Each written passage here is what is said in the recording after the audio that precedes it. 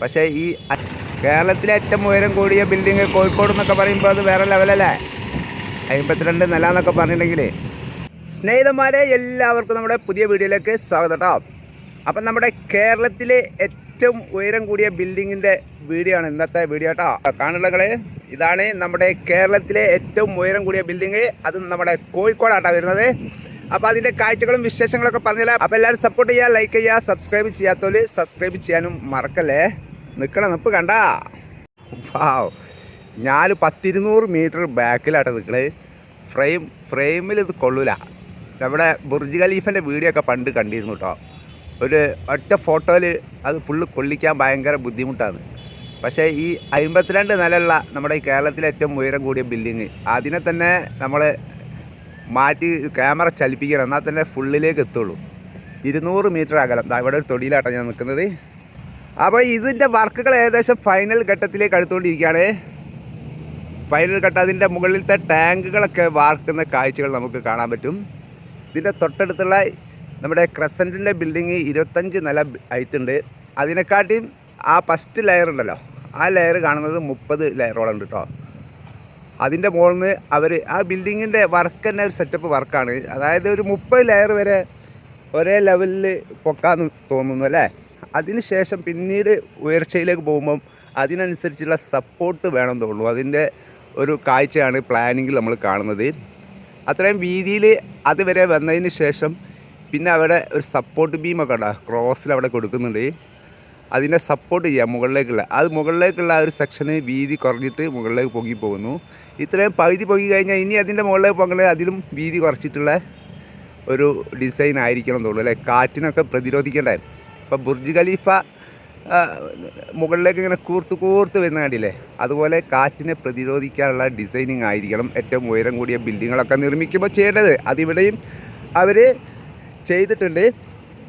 അപ്പോൾ ഇതിൻ്റെ സ്പോട്ട് എപ്പോൾ വീഡിയോ ചെയ്താലും ആളുകൾ ഇങ്ങനെ ചോദിക്കട്ടോ ഇതിൻ്റെ സ്പോട്ട് എവിടെയാണെന്നുള്ളത്. ഇതാണ് നമ്മുടെ മനോരമ പ്രസ്, കോഴിക്കോട് മാനാഞ്ചിറ മലാപ്പറമ്പ് റോഡിലെ മനോരമ പ്രസ്. അതിൻ്റെ തൊട്ടപ്പുറത്തായിട്ടാണ്.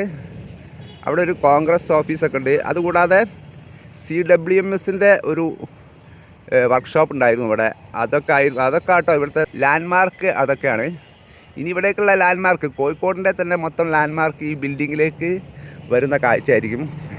അടിപൊളി. അത് നമ്മുടെ കോഴിക്കോട് തന്നെ വരിക എന്ന് പറഞ്ഞാലല്ലേ, ആ ഒരു അംഗീകാരം നമ്മുടെ കോഴിക്കോടിന് സ്വന്തമായിരിക്കും കേട്ടോ. ഏതായാലും സംഭവം 52 നിലയും പൊങ്ങിക്കഴിഞ്ഞു. ഇനി ഉദ്ഘാടനം കഴിയേണ്ടതുള്ളൂ. ഏകദേശം ഈ വർഷം ലാസ്റ്റിലേക്ക്, 2026 ലാസ്റ്റിലേക്ക് ഫുള്ള് ഫിനിഷാവുന്ന ഒരു ഘട്ടത്തിലേക്കാണ് വർക്ക് പോകുന്നത് കേട്ടോ. അപ്പോൾ എനിക്ക് ഈ വീഡിയോയിൽ പ്രത്യേകിച്ച് പറയാനുള്ളത്, നമ്മളെ ഗൾഫിൽ വിദേശത്തൊക്കെ ഉള്ള ആളുകൾ അവിടുത്തെ ബിൽഡിങ്ങായിട്ട് എന്തായാലും കമ്പയർ ചെയ്യേണ്ട. നമ്മുടെ കേരളത്തിലെ തന്നെ നോക്കാം നമുക്ക്. കേരളത്തിലെ ഏറ്റവും ഉയരം കൂടിയ ബിൽഡിങ് കോഴിക്കോട് എന്നൊക്കെ പറയുമ്പോൾ അത് വേറെ ലെവലല്ലേ. 52 നില എന്നൊക്കെ പറഞ്ഞിട്ടുണ്ടെങ്കിൽ നമ്മുടെ മുകളിലെ വർക്കുകൾ സൂം ചെയ്തിട്ട് ഉഷാറായിട്ട് കാണുന്നുണ്ടല്ലേ. അത് ടാങ്കിൻ്റെ വർക്കുകളൊക്കെ ആരംഭിച്ചിട്ടുണ്ട്. അടിഭാഗം ബാക്കിയുള്ള വർക്കുകളൊക്കെ അവർ സ്റ്റാർട്ട് ചെയ്ത് കുറേയൊക്കെ ഫിനിഷായിട്ടുണ്ട്. ഇത് കോഴിക്കോട്ടെ ഏറ്റവും വലിയ ബിൽഡേഴ്സായ ഗാലക്സി ബിൽഡേഴ്സ് ആട്ടോ ഇതിൻ്റെ വർക്കല്ല. ഗാലക്സി കോഴിക്കോട്ടെ ഏറ്റവും വലിയ ബിൽഡേഴ്സാണ് ഗാലക്സി ബിൽഡേഴ്സ് ആണെന്നുണ്ടെങ്കിൽ അവർ ഒരുപാട് ബിൽഡിങ്ങുകൾ, അതായത് കോഴിക്കോട് ഏറ്റവും ഉയരം കൂടിയ 2ാമത്തെ ബിൽഡിങ്ങും ഇവിടെ തന്നെ. കേരളത്തിലെ ഏറ്റവും ഉയരം കൂടിയ ബിൽഡിങ് ഇപ്പോൾ നമ്മുടെ കൊച്ചിയിലാണല്ലോ. ഏത് നമ്മുടെ ലുലു ടിൻ ടവർ. അത് 147 മീറ്ററോ 152 മീറ്റർ അല്ലേ. പക്ഷേ ഒരുപാട് ലെയർ കുറവാട്ടോ. അത് 38 നില അങ്ങനെ എന്താ ഉള്ളൂ. പക്ഷെ 152 മീറ്റർ ഉയരമുണ്ട്.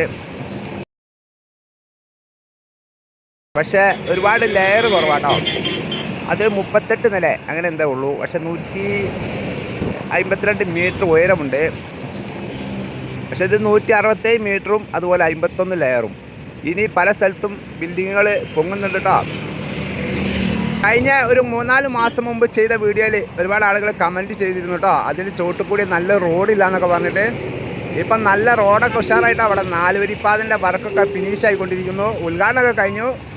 ഇത് മാനാഞ്ചിറ മലാപ്പറമ്പ് റോഡ് വർക്ക് 4 വരിപ്പാത അടിപൊളി റോഡാട്ടോ. കോഴിക്കോട് ടൗണിലെ ഏറ്റവും നല്ല റോഡായി മാറാൻ പോവുകയാണിത്. സെൻട്രൽ ഭാഗത്ത് കേട്ടോ നല്ല വീതിയിൽ 1.5 മീറ്റർ വീതിയിൽ ചെടികളൊക്കെ പുല്ലുകളൊക്കെ പിടിപ്പിക്കാൻ വേണ്ടി അവർ സെറ്റാക്കിയിട്ടുണ്ട്. 24 മീറ്റർ വീതിയിലുള്ള അടിപൊളി 4 വരിപ്പാത. അപ്പോൾ റോഡില്ലാന്ന് അറിയില്ല, നല്ല റോഡിൻ്റെ സൈഡിൽ തന്നെയാണ്. ഇനി ആ ബിൽഡിങ്ങിൻ്റെ പാർക്കിംഗ് ഏരിയ അത് എത്രത്തോളം ബാക്കോട്ടൊക്കെ സ്ഥലം ഉണ്ടെന്നുള്ളത് എനിക്കറിയില്ല കേട്ടോ. അവരുടെ അടുത്ത് പോയിട്ട് ആ ബിൽഡിങ്ങിൻ്റെ അടുത്തേക്ക് പോയിട്ട് വീഡിയോ എടുക്കാനൊന്നും അനുവദനീയമല്ല. ഞാൻ അവരുടെ ഓഫീസിൽ വരെ പോയിട്ട് ചോദിച്ചിരുന്നു കേട്ടോ. അപ്പം അത് അനുവദനീയമല്ല. വർക്ക് ഇതാ മുകളിലത്തെ ആ ഒരു ഭാഗം, ഫസ്റ്റ് ഭാഗം ഏകദേശം പെയിൻറ്റിങ് വരെ കഴിഞ്ഞിട്ടുണ്ട്. അപ്പം നമ്മുടെ കേരളത്തിലെ ഏറ്റവും ഉയരം കൂടിയ ബിൽഡിംഗ് ഇതാണെന്ന് പറഞ്ഞാൽ ഇപ്പോൾ 2ാം സ്ഥാനത്ത് ഞാൻ നേരത്തെ പറഞ്ഞല്ലോ ലുലുവിൻ്റെ ടിൻ ടവർ.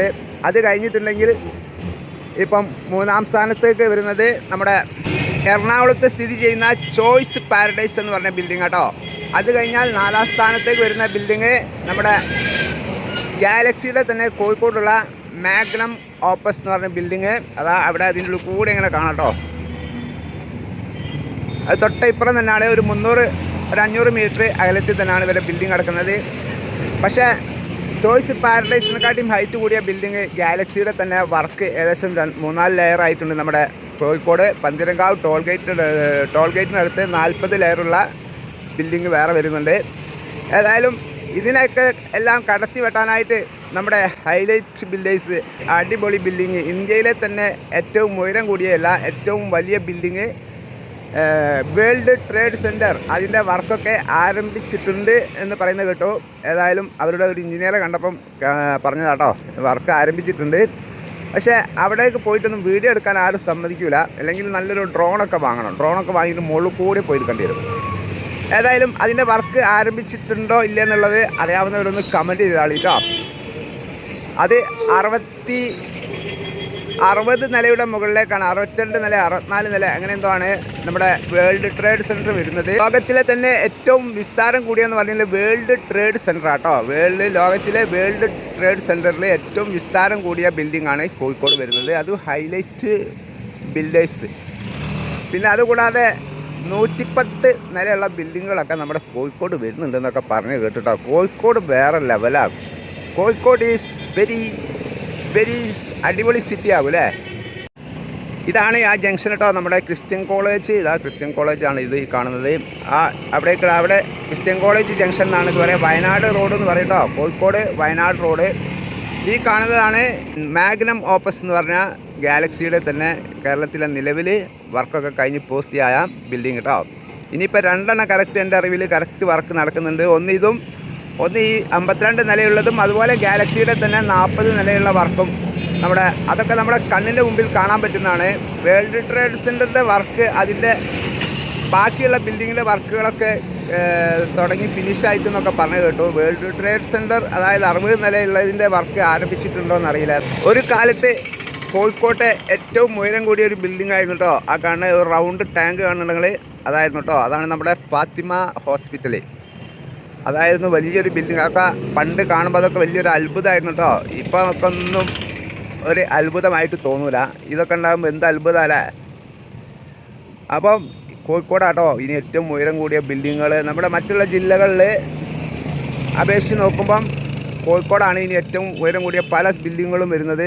ബീച്ചിൽ 70 നിലയുള്ള ബിൽഡിങ്ങുകൾ വരുന്നുണ്ട് പറഞ്ഞു കേട്ടു. 110 നിലയുള്ള ബിൽഡിങ്, അതുപോലെ 80 നിലയുള്ള ടിൻ ടവർ വരുന്നുണ്ടെന്ന് പറഞ്ഞു കേട്ടു. അപ്പാർട്ട്മെൻറ്റ് ടവറാട്ടോ. ഇതിലൊക്കെ ഒരുപാട് ലക്ഷറി അപ്പാർട്ട്മെൻറ്റാണ്. 20ഓളം സ്വിമ്മിംഗ് പൂള് ഇതിൻ്റെ ഉള്ളിൽ തന്നെ വരുന്നുണ്ടെന്ന് പറഞ്ഞു കേട്ടെ. അപ്പോൾ അതൊക്കെ വലിയ ലക്ഷറി പരിപാടികൾ തന്നെയാണ്. ഇതൊക്കെ ഫുള്ള് ബുക്കിംഗ് തന്നെ ആയിരിക്കും അല്ലേ. ഇതൊക്കെ ഫുള്ള് സെയിലായതായിരിക്കും ഇത്. അതിൻ്റെ മുകളിൽ ഫുൾ കവറിങ് ആയിട്ടുള്ള ഇതൊക്കെ വരുന്നുണ്ടല്ലോ അല്ലേ. അതിൻ്റെ മുകളിൽ കണ്ട ഒരു ഇൻഡസ്ട്രിയൽ വർക്ക് ചൂടിനെ താങ്ങണ്ട, അതിന് വേണ്ടിയിട്ട് മുകളിലെന്താ പരിപാടിയായിരിക്കും. ഏറ്റവും മുകളിൽ മറ്റേ ഹെലിപ്പാഡാവാൻ സാധ്യതയുണ്ട് അല്ലേ. ഹെലിപ്പാഡാവാൻ സാധ്യതയുണ്ട്.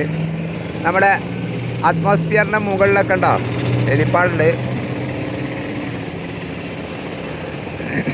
ഇപ്പോഴുള്ള ബിൽഡിങ്ങുകൾക്കൊക്കെ ഹെലിപ്പാഡുകൾ നിർബന്ധമായിരിക്കില്ല. നിർബന്ധമാണോ അറിയില്ല. എന്തായാലും വലിയ ആളുകൾ ചിലപ്പം ഇനി കാലക്രമേണ എല്ലാവരും കാറൊക്കെ ഒഴിവാക്കി മൊത്തത്തിൽ ഹെലികോപ്റ്റർ വാങ്ങുന്ന കാലമായിരിക്കും. ഇനിയിപ്പോൾ മുകളിലായിരിക്കും ആക്സിഡൻറ്റ് ഉണ്ടാവില്ലേ. ഇപ്പം എല്ലാവരും ഏത് ചെറിയ സാധാരണക്കാർ പോലും കാർ എടുക്കുന്ന കാലാണ്. കോഴിക്കോട് എന്നല്ല ഏത് ടൗണിലേക്ക് ചെന്നിട്ടുണ്ടെങ്കിലും നല്ല തിരക്കാണ് അനുഭവപ്പെടുക. അപ്പം ഞായറാഴ്ച രാവിലെ ആളുകളൊന്നും പുറത്തിറങ്ങിയിട്ടില്ല കേട്ടോ, അതുകൊണ്ടായിരിക്കാം തിരക്കിപ്പോൾ കുറവാണ്. ഇവിടെയൊക്കെ എന്ന് പറഞ്ഞിട്ടുണ്ടെങ്കിൽ ഫുള്ള് എപ്പോഴും റഷുള്ളൊരു ഏരിയയാണ്. ഏതായാലും നമ്മുടെ മലാപ്പറമ്പ് മാനാഞ്ചിറ റോഡ് വർക്ക് കഴിഞ്ഞിട്ടുണ്ടെങ്കിൽ കൂടി പക്ഷേ 1 വേ ആണ് ഇപ്പോഴും ഉപയോഗിച്ചു കൊണ്ടിരിക്കുന്നത്. മൊത്തത്തിൽ വർക്ക് കഴിഞ്ഞാൽ തന്നെ ഇവിടെ 2 വേ ആയിട്ട് നമ്മുടെ കോഴിക്കോട് മാനാഞ്ചിറയിൽ നിന്ന് തന്നെ നേരിട്ടിട്ട് മലാപ്പറമ്പിലേക്ക് പോകുന്ന ആ ഒരു റോഡ് 2 ആയിട്ട് ഇവിടെ തന്നെ ഉപയോഗിക്കും. അങ്ങനെയാണെന്നുണ്ടെങ്കിൽ കണ്ണൂർ റോഡ് തിരക്ക് കുറയുന്നതായിരിക്കും കേട്ടോ. പിന്നെ നമ്മുടെ തൃശ്ശൂർ ശോഭ സിറ്റിയുടെ ഒരു അടിപൊളി ബിൽഡിങ് വരുന്നുണ്ടെന്നൊക്കെ പറഞ്ഞ് കേട്ടിരുന്നു. അത് ഏകദേശം 180 മീറ്ററിലാണ് അത് വരുന്നതെന്നൊക്കെ പറഞ്ഞു. ഇതിനെക്കാട്ടിയും ഹൈറ്റ് കൂടിയ ബിൽഡിംഗ് ആയിരിക്കും. അങ്ങനെ വർക്ക് തുടങ്ങിയിട്ടുണ്ടോ ഇല്ലെന്ന് അറിയാവുന്നവരൊന്ന് കമൻറ്റ് ചെയ്യണം കേട്ടോ. വർക്ക് തുടങ്ങിയിട്ടുണ്ടെങ്കിൽ അതിൻ്റെ ഫോട്ടോകളോ അതിൻ്റെ ഡീറ്റെയിലൊക്കെ ഒന്ന് കമൻറ്റിലൂടെ അറിയിക്കുക. അത് വർക്ക് ഫിനിഷ് ആകുമ്പോൾ ഇതിനെ കടത്തി വെക്കും. അപ്പോഴേക്കും കോഴിക്കോട് വേറെ ഇവിടെ 3-4 എണ്ണം റെഡിയാക്കി വെച്ചിട്ടുണ്ട് കേട്ടോ. അതാണ് നമ്മുടെ കേരളത്തിലെ വികസനം കേട്ടോ. കേരളത്തിൽ ഈ സംഭവം ഒരു ടൗൺ വികസനം വ്യവസായം കാര്യങ്ങളൊക്കെ ഓക്കെ കമൻറ്റിലൂടെയൊക്കെ ആളുകൾ പറയും. പക്ഷേ ഒരു ടൗണിൻ്റെ പ്രധാന കാഴ്ച എന്ന് പറഞ്ഞിട്ടുണ്ടെങ്കിൽ ഹൈറ്റ് കൂടിയ ബിൽഡിംഗ് ആണെന്നുള്ള ആണെന്ന് തോന്നുന്നത്. എന്താ വെച്ചാൽ ദുബായിനെ സംബന്ധിച്ച് ബുർജ് ഖലീഫ അതൊരു വലിയൊരു അട്രാക്ഷൻ തന്നെയാണ്.